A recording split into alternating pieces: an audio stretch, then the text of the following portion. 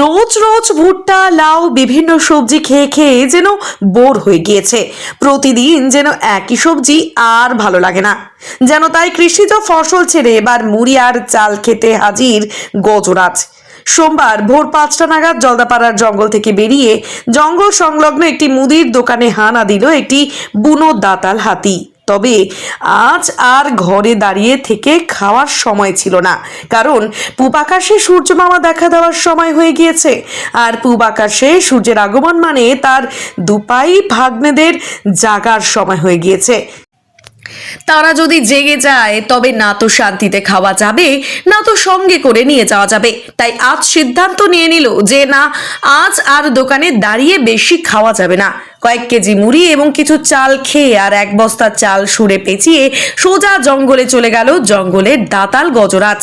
সোমবার ভোর 5টা নাগাদ জলদাপাড়া অভয়ারণ্য সংলগ্ন খাউচাঁদপাড়া গ্রামের স্থানীয় মুদি ব্যবসায়ী মুকুল দাসের দোকানের কাঠের বেড়া ভেঙে কয়েক কেজি মুড়ি এবং চাল খেয়ে এবং এক বস্তা চাল সুরে পেঁচিয়ে সোজা জঙ্গলে চলে গেল একটি বুনো হাতি।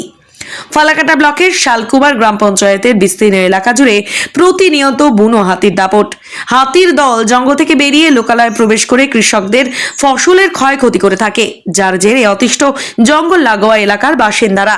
হাতির ভয়ে ফসল বাঁচাতে মানুষকে রাত জাগতে পর্যন্ত হয়। তবে হ্যাঁ, বুনো হাতির গ্রামে প্রবেশ আটকাতে এবং প্রবেশ করলে তাদের দ্রুত জঙ্গলে ফেরাতে সদা তৎপর থাকে বন দপ্তরও। বন দপ্তরের পক্ষ থেকে বলা হয়েছে, ক্ষতিগ্রস্ত দোকানদার আবেদন করলে সরকারি নিয়ম অনুযায়ী ক্ষতিপূরণ পাবেন এবং আমাদের বনকর্মীরা সেই এলাকায় তৎপরতার সাথে টহলদারি করে।